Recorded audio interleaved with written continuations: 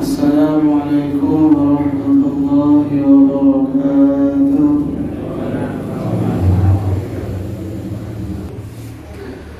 Bapak Ibu rahimakumullah, pada kesempatan kali ini kita masih di bab Kitabul Jami', kitab himpunan subbab hadis-hadis yang berkaitan dengan adab.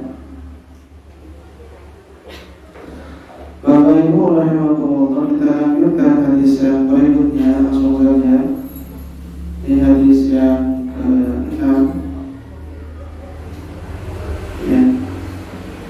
Wa 'an Ibnu Abbas radhiyallahu anhuma, dari Ibnu Abbas radhiyallahu anhuma qala, beliau berkata, qala Rasulullah sallallahu alaihi wasallam, suatu ketika Nabi sallallahu alaihi wasallam pernah bersabda,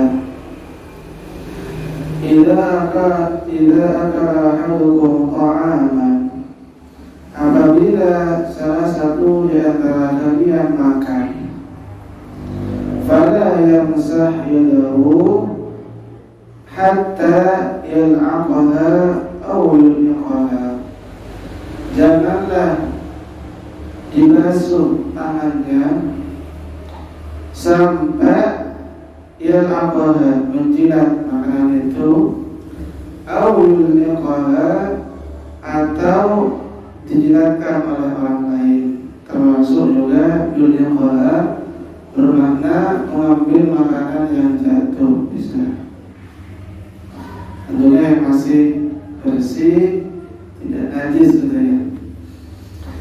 Jadi ini hadis yang pertama dalam bahasa kita, Bapak rahimahumullah. Jadi Nabi memberikan pesan bahwa apabila kita makan, hendaknya tidak terburu-buru untuk membasuh atau mencuci tangan sampai kita menjilat jari jemari kita, gitu ya. Atau bahkan juga jari jemari kita yang ada sisa-sisa makanan itu dijilat oleh orang lain. Termasuk juga tadi yang sampaikan, yulqaha bermakna mengambil sisa-sisa makanan atau makanan yang jatuh, diambil kembali.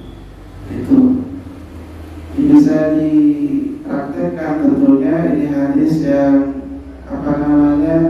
insyaallah mudah untuk diamalkan, dan kalau diamalkan tentunya mendapatkan kesunahan dari Rasulullah, insyaallah juga berpahala.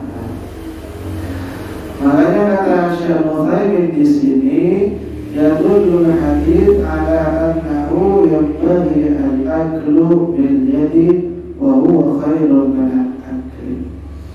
Hadis ini menunjukkan bahwa makan dengan tangan itu lebih utama atau lebih baik. Ya tentunya juga ya melihat makanannya juga gitu ya, Bapak Ibu yang berumur.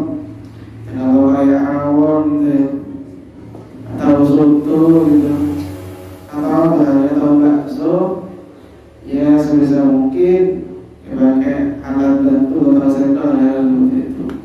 Adapun makanan-makanan yang sangat atau masih bisa menggunakan tangan kita secara langsung, alangkah lebih baik yang kata Al-Utsaimin di sini, menggunakan tangan secara langsung tanpa pakai sendok, garpu dan lain-lain.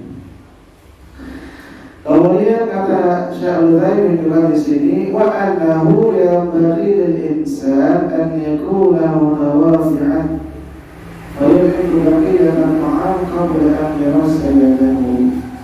Hadis ini juga menunjukkan bahwa sangatlah layak bagi kita manusia untuk bersikap tawadhu, tidak terburu-buru. Apa melakukan sebaiknya menjilat sisa-sisa makanan yang masih melekat di tangan kita, termasuk yulqaha. Seandainya ada sisa-sisa makanan yang karena jatuh,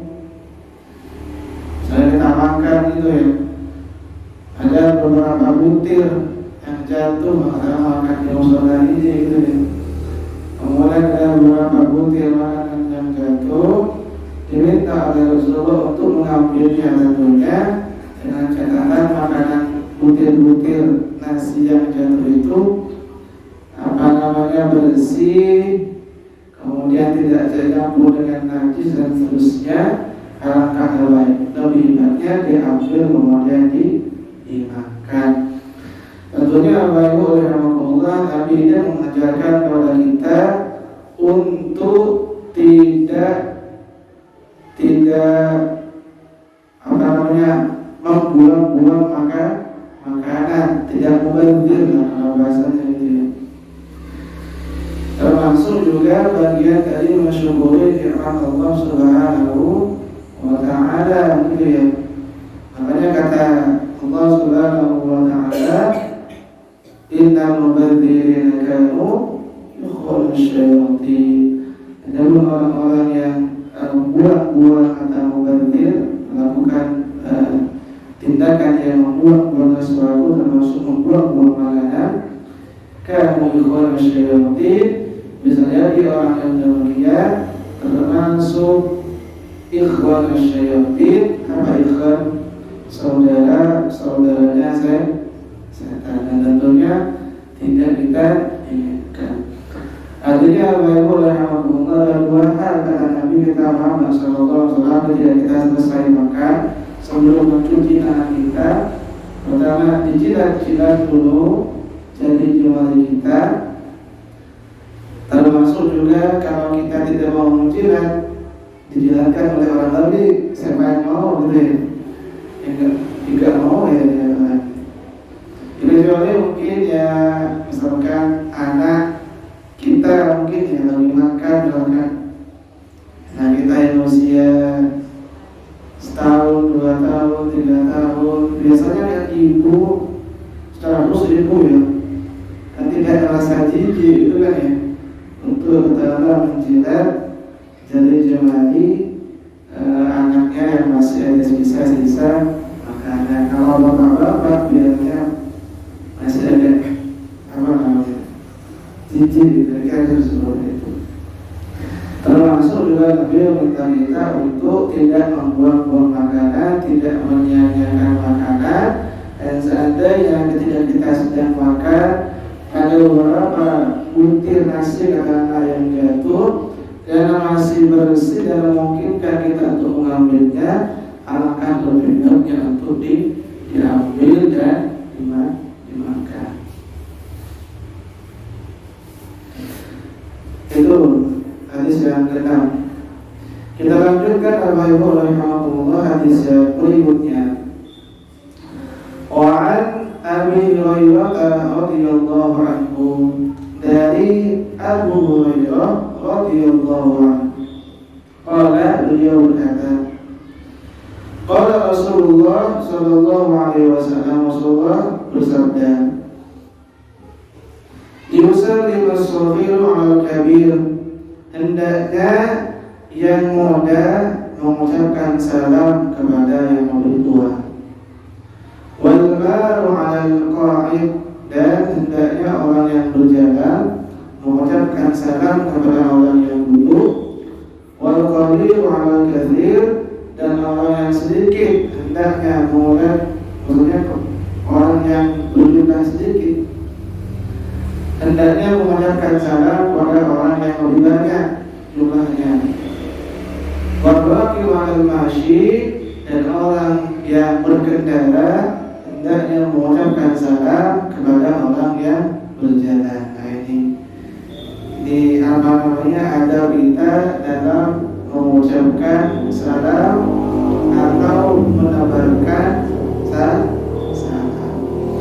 Dan insyaallah ya saya lihat gitu ya, hadis ini yang dipraktekkan insyaallah oleh Bapak Ibu sekalian di sini.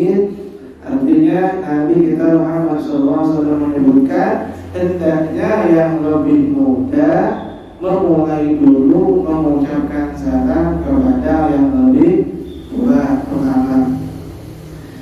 Yang kedua, yang berjalan mengucapkan salam terlebih dahulu kepada orang yang duduk. Misalnya kita jalan gitu ya, ada orang duduk di depan rumahnya, kita jalan di depan rumah orang itu, kemudian kita mengucapkan Assalamualaikum, Waalaikumsalam, misalnya seperti itu.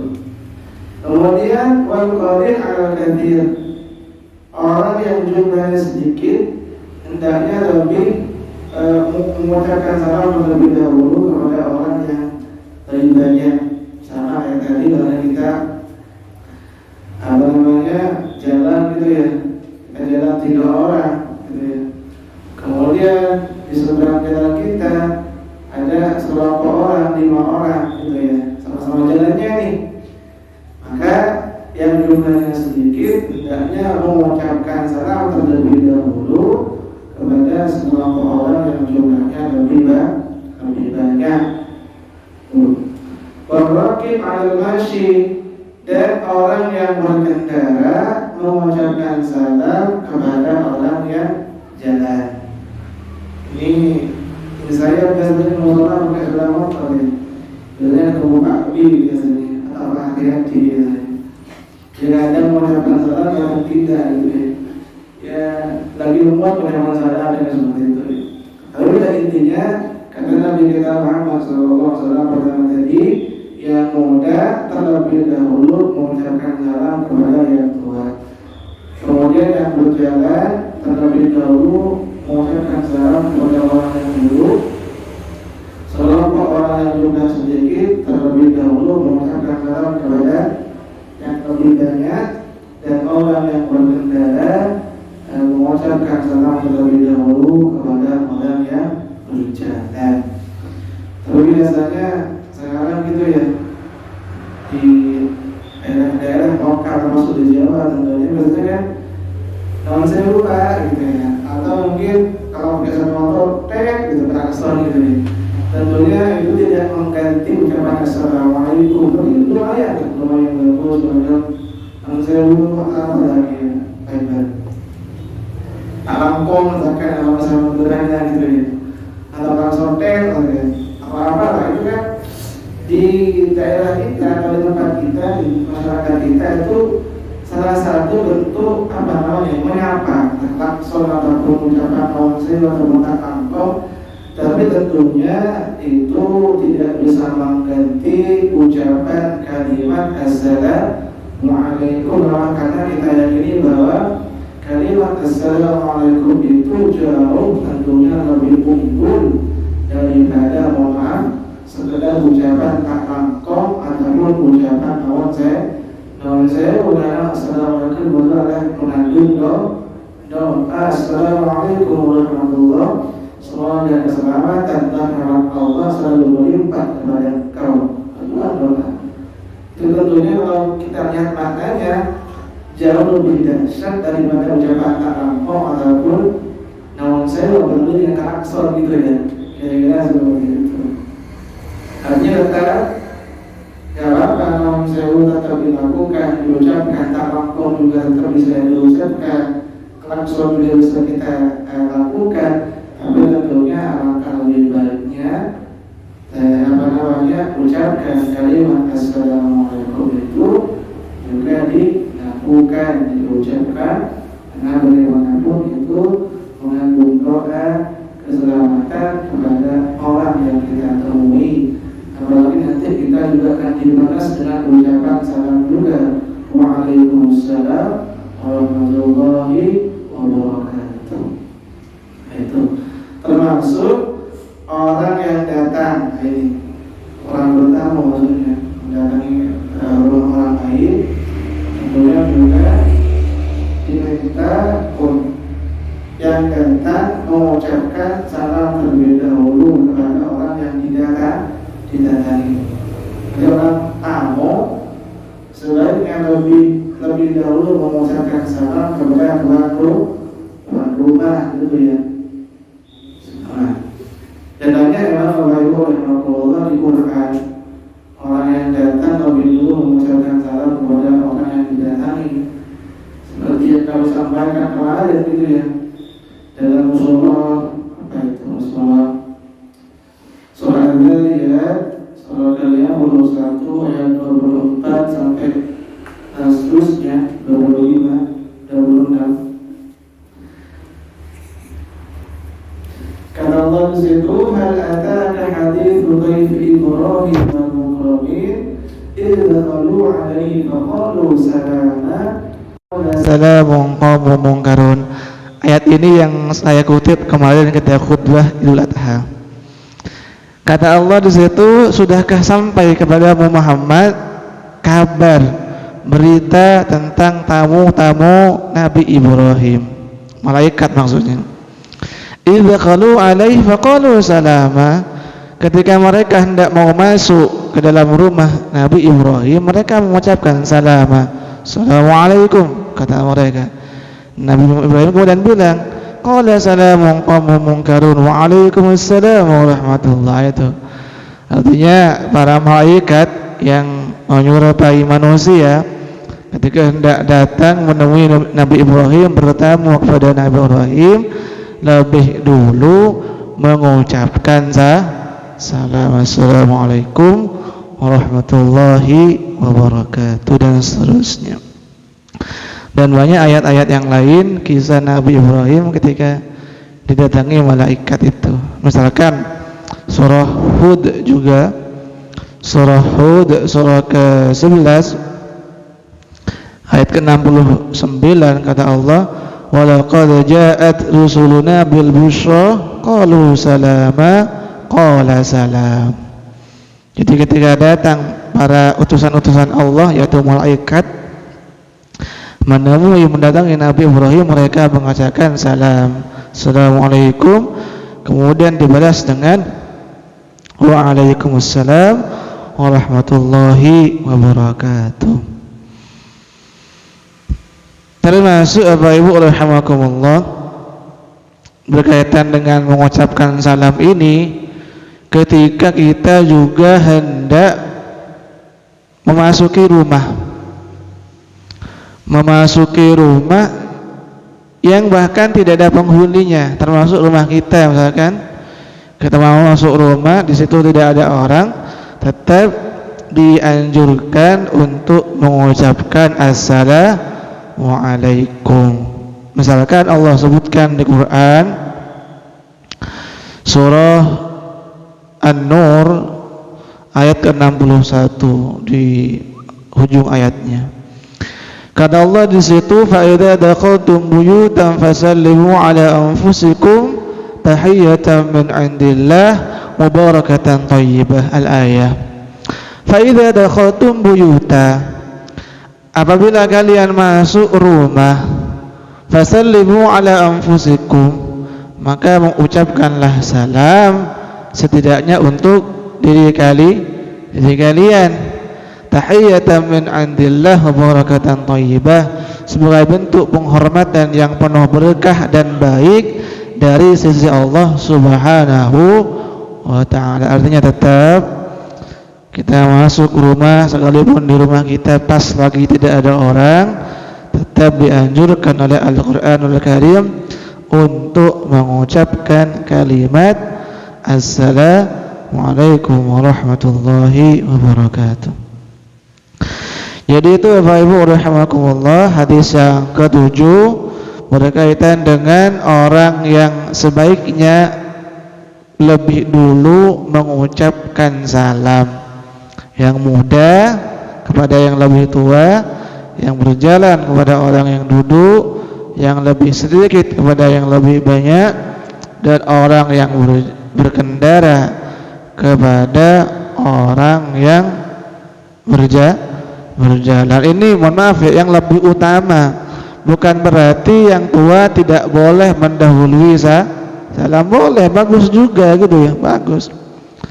Apalagi kita dengan tujuan untuk mengajari gitu ya, orang tua kan, kakeknya misalkan, agar mengajari cucunya, kemudian mendahului mengucapkan salam, tidak ada masalah, itu masih sangat bagus sekali, sangat bagus sekali.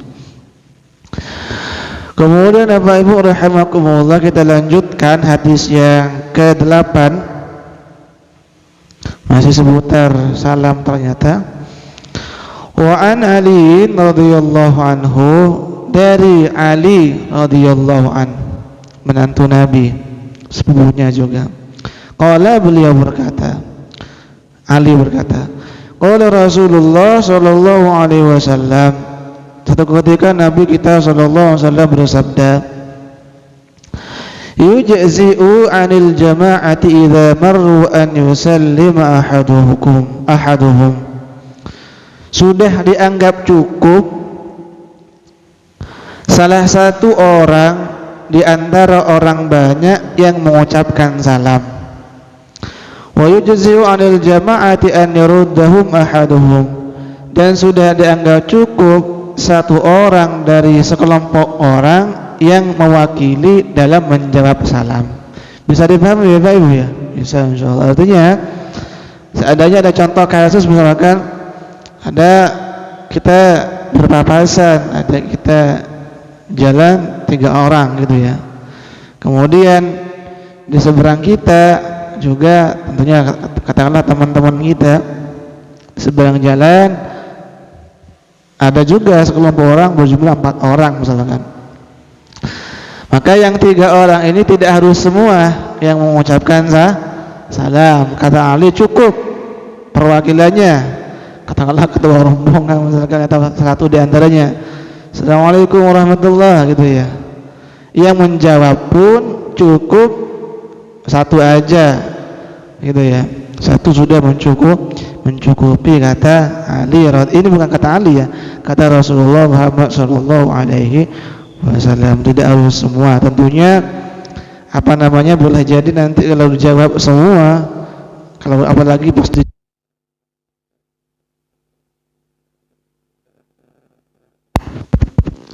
bisa mengganggu orang lain.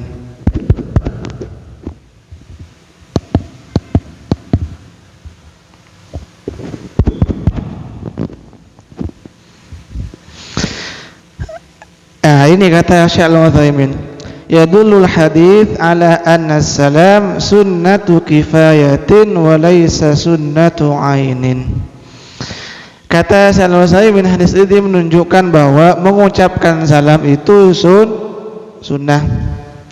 Wa anna radda salam fardu kifayatin yujzi'u 'anil jama'ah an yarudda ahaduhum. Ini jadi cukup, yang adapun menjawab salam itu fardu kifayah. Misalkan saya mengucapkan di awal, misalkan sebelum ceramah saya mengucapkan Assalamualaikum warahmatullahi, maka Bapak Ibu di sini wajib fardu kifayah walaupun tidak harus semuanya. 1 atau 2 orang saja itu sudah cukup mewakili. Akan tetapi tentunya kalau di ruang tertutup seperti ini, alangkah lebih baiknya semuanya ikut menjawab salam. Artinya fardu kifayah, tidak harus semua orang yang menjawab salam, cukup 1 atau 2 yang mengucapkan salam, maka gugurlah kewajiban bagi yang lain. Kira-kira seperti itu Bapak Ibu. Kemudian Bapak Ibu rahimakumullah, kita lanjutkan hadis yang berikutnya. Hadis yang ke-9 masih seputar salam ternyata. Wa anhu, dari Ali radhiyallahu anhu, masih sama dari Ali.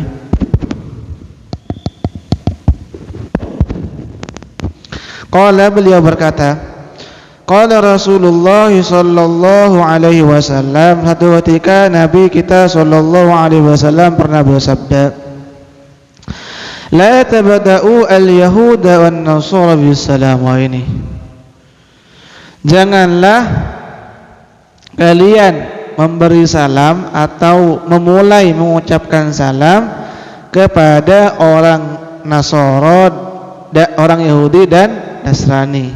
Ini, wa idza laqitumuhum fi tariqin, apabila salah satu di antara kalian berjumpa dengan orang Yahudi dan Nasrani di satu jalan, fattaruhum ila yaqihi, maka arahkan mereka untuk lewat di jalan yang lebih sempit gitu ya. Ini makna literalnya ya. Bapak Ibu rahimakumullah. Makanya ini pernah kami sampaikan Bapak Ibu rahimakumullah berkaitan dengan mengucapkan salam kepada non muslim termasuk Yahudi dan Nasrani. Memang jelas jumhur ulama tidak memperbolehkan kita untuk mengucapkan salam kepada orang non muslim, orang kafir lah maksud saya, orang Yahudi dan Nasrani gitu ya jumhur ulama. Adapun memang ada sebagian pendapat dari mazhab Syafi'i termasuk yang diyakini dan dipilih oleh Dr. Zakir Naik Bapak Ibu rahimakumullah. Beliau termasuk orang yang memperbolehkan mengucapkan salam termasuk menjawab salam dari orang kafir, orang non muslim. Adapun jumhur ulama termasuk kata Syekh Al-Bassam di sini, hadis ini menunjukkan wa fil hadis nahyun an bida'atil yahudi wan nasara bisalam. Hadis ini menunjukkan bahwa larangan memulai mengucapkan salam kepada orang Yahudi dan Nasrani termasuk orang-orang non-muslim yang lain. Fa in bada'u bisalam faqulu wa alaikum. Kalau seandainya mereka mengucapkan salam, maka dibalas wa alaikum. Maka salah satu salam mereka kan assalamualaikum. Assalamualaikum itu artinya kecelakaan bagimu, kebinasaan bagimu. Jadi assalamualaikum artinya keselamatan, semoga tercurah bagimu. Adapun assalamualaikum semoga kebinasaan lekas menimpamu itu. Nah, berkaitan dengan perbedaan pendapat tentang mengucapkan salam termasuk juga menjawab salam kepada orang non muslim Yahudi dan Nasrani, kalau kita ikut jumhur tadi kami sampaikan itu tidak boleh, kecuali ada segelintir pendapat dari mazhab Syafi'i termasuk pendapat yang diyakini, yang dipilih oleh Dr. Zakir Naik, beliau memperbolehkan. Adapun argumentasi yang beliau sampaikan, salah satunya yang pernah kami sampaikan adalah surah surah Maryam. Surah Maryam itu surah ke berapa Pak Iqbal? Surah ke-19 ayat ke-47. Kata Allah di situ, qala araqibun anta an alihati ya Ibrahim la illam tantahi la'arjumannaka warjuni maliya. Qala salamun alaika.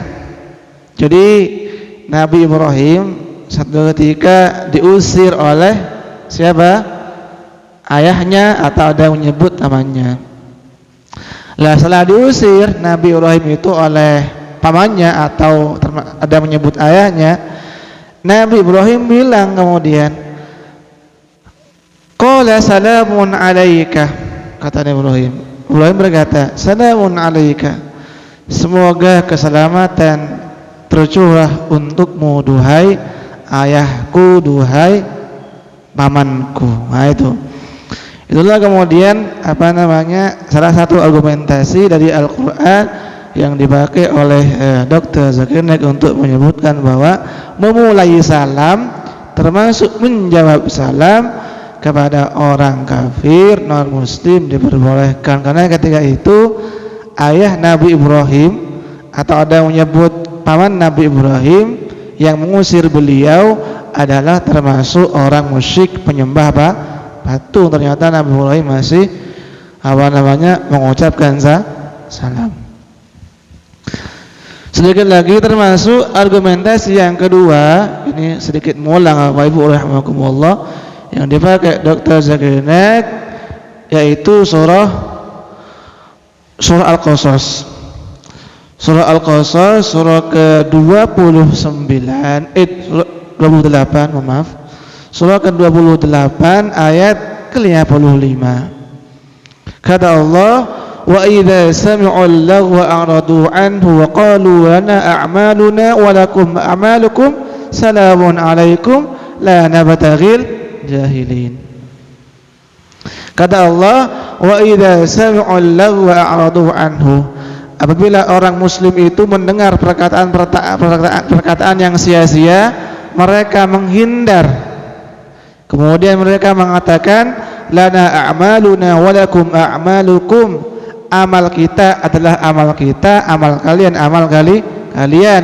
Salamun alaikum, keselamatan bagimu.